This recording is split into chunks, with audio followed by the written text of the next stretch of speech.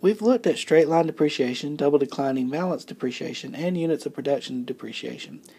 Now, let's look at what happens when we have a change in estimate. It is possible for an asset that we've purchased to have one useful life at the beginning, but then a few years later you realize, well, that's not quite right. So, for example, you buy a computer and it's supposed to last 5 years. Well, maybe 2 years in, you're like, there's no way I'm going to get 2 more years of service life out of this. Let's alter it, and maybe it should be 4 years or something. Also, the salvage value. It's possible for salvage values to change.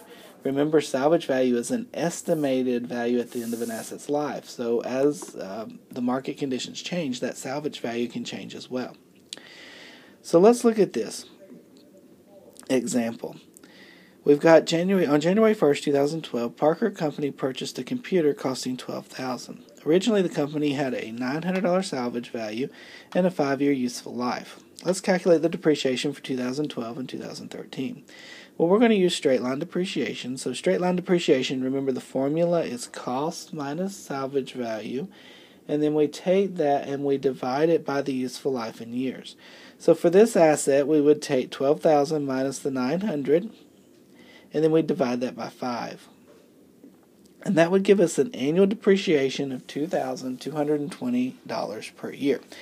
Now keep in mind we purchased it on January 1st, so if we held it till December 31st, we held it 1 year, our depreciation would be $2,220. So let's look at this. In 2012, we have a depreciation expense of $2,220, which makes our accumulated depreciation also $2,220. Now in 2013, remember there were no changes, and under straight line depreciation, for every full year you hold the asset, you would have the same amount of depreciation. So again, you'd have $2,220. Now remember, accumulated depreciation is the sum of all year's expenses. So if you take $2,220 and you add $2,220, you get accumulated depreciation of $4,440. Now, let's look at this example. In early 2014, so we held the asset in 2012 and 2013. In early 2014, it was determined that the salvage value should be 0. So instead of 900, we've determined we're not going to have a salvage value. And then the useful life should be a total of 4 years of useful life. So that's a slight change between the periods there. Salvage value went from 900 to 0, and now we have a useful life in total of 4 years. So what are we going to do? Well, a change in estimate is actually handled prospectively, which means it is handled from today forward. Whatever happened in the past really doesn't matter. It is what it is. We don't go back and alter prior years. We sort of say, okay, let's start as of today, and from this day forward, we'll use our new estimate. So what does that mean? Well, remember the straight line formula is cost minus salvage value over useful life in years. That's what we've been using. Well, now we've got a new starting point, though. 2014, we've depreciated the asset for 2 years. Now it's 2014. We've done a change in estimate. So what are we going to do? Well, the straight line, when we have a change in estimate, the formula slightly changes. Straight line becomes book value minus salvage value over remaining life. So it's the same concept, except instead of using cost, from this day forward we have to change our cost to our book value. Instead of using the total life, we actually have to use the remaining life of the asset. Now remember, book value is actually the cost minus the accumulated depreciation. We already know what salvage value is, and then the remaining life, you'd take the total life, the new total life basically, and you would subtract out the years you've already used it, or the years you've already depreciated. So let's look at this example. So for 2014, what would be the depreciation? Well, remember, as of 2013, we had accumulated depreciation totaling $4,440. So if we change our straight line depreciation a little bit, it would be book value minus salvage value divided by remaining life. So let's start with the book value. How do we calculate the book value?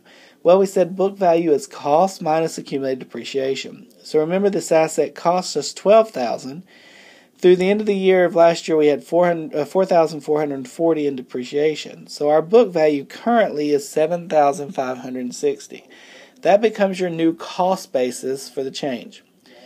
Remember, salvage value we read is now 0. It was 900, now it's 0. And remaining life, let's look at how to calculate remaining life. Remaining life would be the new life of 4 years. Remember, it said it has a total life of 4 years, minus the years we've already used it. We've already depreciated the asset for 2 years. So our remaining life would be 2 years. So let's plug in these numbers and see what our depreciation would be. So we'd take the straight line, we'd take $7,560 minus 0, our new salvage value, divided by the remaining life of 2.